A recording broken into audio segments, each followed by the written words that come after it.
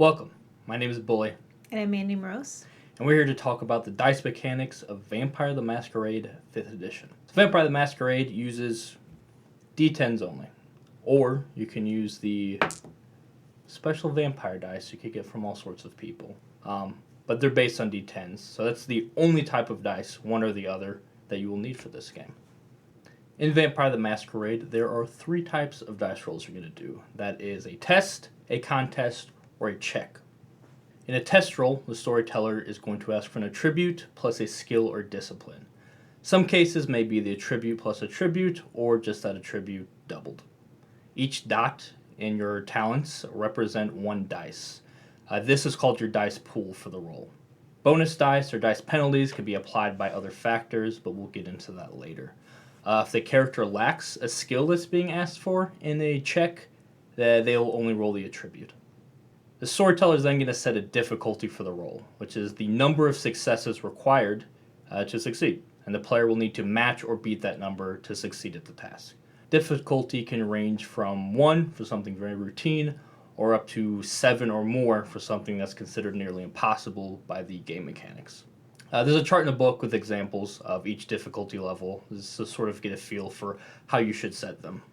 A storyteller can make the difficulty known when they ask for the roll, so the player knows how many successes they're going for, or they could just know in their head what the difficulty is, and that way it's sort of up to the player to decide if they want to use any of their resources to try to improve the roll, without knowing if they're succeeding or not first. With a dice check, a player can automatically succeed if their dice pool is twice the task difficulty, but that is up to the storyteller. Yeah, I don't think we've done that before. Maybe I've just not been good enough to do that. Have you been good enough at anything to automatically succeed? We'll get there. And then sometimes there's the sense of, even if maybe you automatically succeed, for example, if you're very hungry, there's still a cool consequence that can come out of it, so sometimes it's fun to roll. As long as it's, I don't like making people roll for something that's routine. If there's never going to be an interesting result of failing a roll, just don't make them roll, as long as it's something reasonable. Yeah. And disciplines will tell you specifically what dice pools to use if required. All right, the next is contest. It's between one character and another character. Their dice pools against one another. So it can be for social combat or physical combat. The margin of successes determines who wins the contest. Then the margin of success determines the damage done. So that could be 2 kindred in a knife fight. Sounds like a really good joke. So they would both roll dex plus melee. One character might win by 3 successes, causing 3 damage, plus bonus damage determined by the weapon. And the loser takes damage and inflicts none. And then I play a very social-heavy character, so I really like to have social combat. So let's say a character is lying to someone, and they're suspicious of you. So you need to roll a manipulation and subterfuge against their wits and insight. And hope you come out on top. And then also just some actions against other storyteller characters can be a static test rather than a contest. Finally, we have checks. A check is just typically involving a single dice, and it's just going to be a success or a failure. Really, this is just used for hunger type things. You do these checks to see if your character gets hungrier. Different things will require these checks. On the left, we're going to be showing you the results if you're using D10s, and on the right, we're going to be showing you results as if you're using the vampire dice. On a D10, every 6 or higher is a success, including a 10. Everything 5 and below is not a success and just simply not counted. The actual number doesn't really matter. All that matters is that it was a success. On the vampire dice, a success is represented by the Ankh symbol. A 10 on the dice, or the Ankh symbol with the stars next to it, is considered a critical. Now, a single critical just counts as a regular success. You will need 2 criticals rolled to actually count as a critical. For every pair of criticals you have, that actually equals 4 successes instead of 2. So if we roll 3 criticals in our dice pool, it's going to count as 5 successes. That's because the pair of criticals equals 4 successes, and then the odd critical is just a regular success. And then if you have 2 complete pairs, that's 2 complete criticals. each pair being worth 4. So on these 4 dice, if all 4 are critical, that actually equals 8 successes. When you roll a critical, in addition to more successes being applied, a winning roll with at least 1 critical is technically considered a critical win. These often yield additional positive effects or just sort of extra flair when appropriate. It's up to the storyteller if a roll containing a critical succeeds automatically or not. Some disciplines have special results when a critical is rolled. Here's another example of a dice roll. With this, we have 1 critical, 1 success, and 2 failures. So our total number of successes with this dice pool is 2 successes. If you roll a 1 on your regular dice, it just counts as not a success. There's no fumble. Actually, the vampire dice, the regular ones don't even have an option for a 1. It's just success, no success, or critical. Hunger dice. Each dot in a kindred's dice pool will replace a regular dice with hunger dice.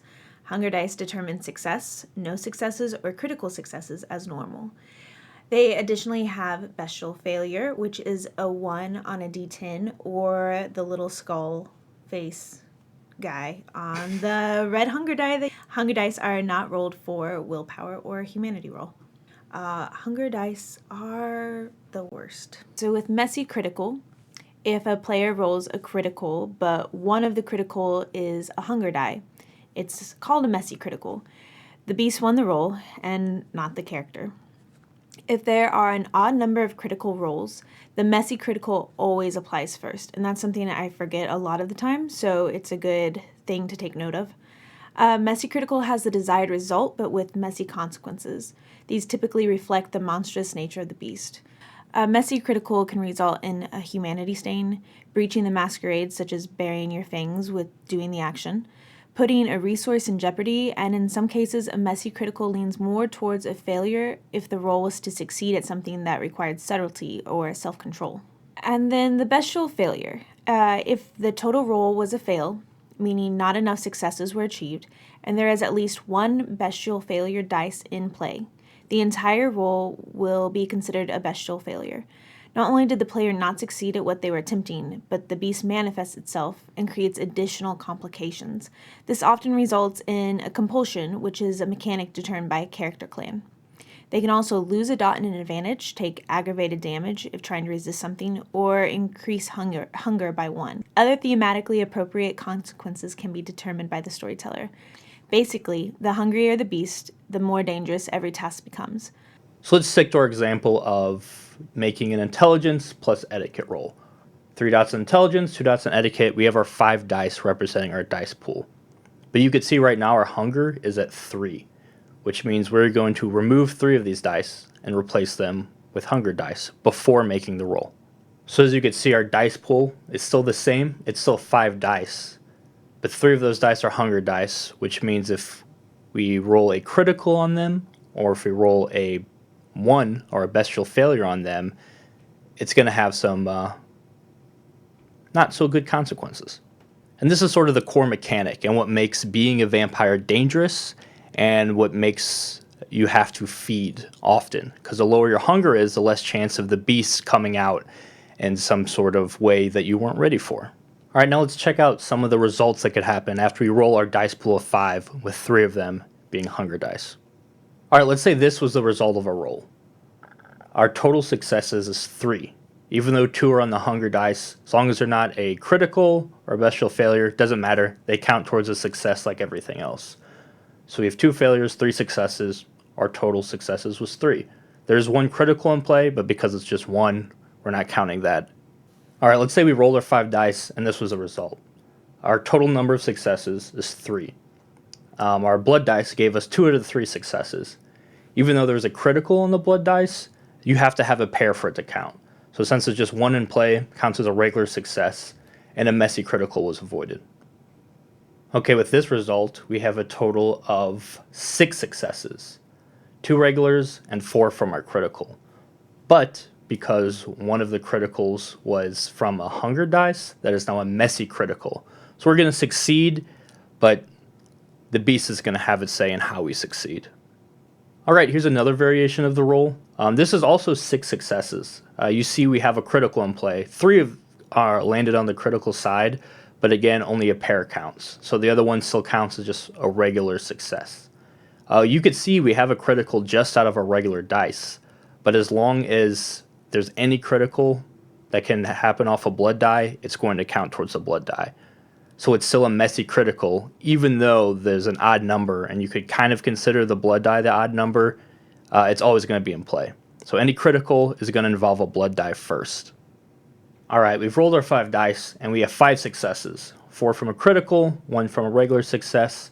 As you can see, there is a 1, or a bestial failure, in place. It's only a bestial failure if we actually fail to roll. This is 5 successes, so if it was a difficulty 3 roll, even though it was a bestial failure on the hunger dice, we still succeeded overall, so it doesn't matter.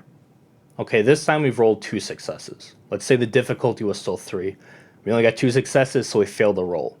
Not only did we fail, but because a 1 or a bestial failure is in play on a hunger dice, the total roll was a bestial fail. So not only we failed in a spectacularly messy and likely problematic way. Alright, another example. We've made some adjustments. Now we're going to do a charisma performance roll. We have a total of 8 dice in this, something we're very good at, but let's say this is the result of that roll. Out of the 8 dice we rolled, we only got 2 successes. 1 on the hunger die is a critical, but there's just 1, so it counts as 1 success. 2 successes on 8 die is not good at all, but let's say this is something really important. It's a performance we have to nail, some very important people watching, so we're going to spend a point of willpower. We have 5 blank boxes there, so we're going to mark 1, put a little line through it as if it's superficial damage, and by spending willpower we can re-roll 3 dice. Those 3 dice have to be regular dice. You can never use willpower to re-roll hunger dice. Okay, we marked a willpower, we've spent it, and we rolled 3 of our dice, the top ones. And now we see that obviously we chose 3 dice that were failures to re-roll, and they're now successes. So we now have 5 successes, which is more than enough to beat, let's say we had a difficulty of 3. We had 2 before, it was a failure, now we have 5. We succeeded and then some. A risk you take by doing something like this, especially a situation where one of the hunger die is a critical, is we could have rolled a messy critical. So we could have succeeded, but if any of those dice we re-rolled were suddenly critical, completing the pair, sure we might have succeeded, but now we succeeded messily. So willpower is a very useful tool of succeeding when those really imperative times, but there's also a little risk involved depending on how the blood dice are looking. So there's some optional rules that go along with rolling as well. There's also winning at a cost. That is when the player rolls, they don't get enough successes to beat the match or beat the difficulty, but as long as they have at least some success in there, in some circumstances the storyteller can offer them to win at a cost. Meaning, okay, you succeed at this task, but there's going to be some consequence to it. And then the player can accept that or not. There can also be modifiers to a dice pool that the storyteller will determine and let you know. So these are things that are affecting the character themselves. So usually a storyteller can just adjust the difficulty for a task, but if something's directly affecting a character, they can decide that there's some sort of modifier in play. There's some mechanical modifiers. For example, if you take health damage, you become impaired, which is a negative to your dice pool. If you take your willpower damage, you're mentally prepared, which is a negative to your dice pool as well. You can also add dice by rousing the blood and doing other sort of mechanical modifiers that are set in the book. If there is a penalty to the dice pool, it can never actually bring it below 1. So even if the penalty would technically be 0 or below, the player always gets to roll at least 1 dice. And a guideline that the book suggests is not to set any modifier either way of more than 3. Really, modifiers should be sort of an exception to the rule, not the norm. Really, if a storyteller's if you're trying to determine how hard something is, that's what the difficulty's for, not adding and subtracting dice to everything. There are also specialties in your skills. If a character is using something that's relevant to their specialty, that they automatically get an extra dice in their dice pool. There are also trackers on pools. So your health is determined by your stamina plus 3. Your willpower is your composure plus resolve. Both these things could change, obviously, over the course of play as you spend willpower or take damage. So if you make a willpower roll or a health roll for some reason, instead of using your original total, you're going to use what's left. So if someone had 5 willpower, they've spent 3 of it, and they ask, it requires a willpower roll for some reason, they're only going to roll 2 dice. And just like everything else, even if they've spent everything, they still always get to roll at least 1 dice. And that is it for our dice mechanics. So keep your dice pools high, keep your hunger low, and just don't roll bad. It's easy. Bye.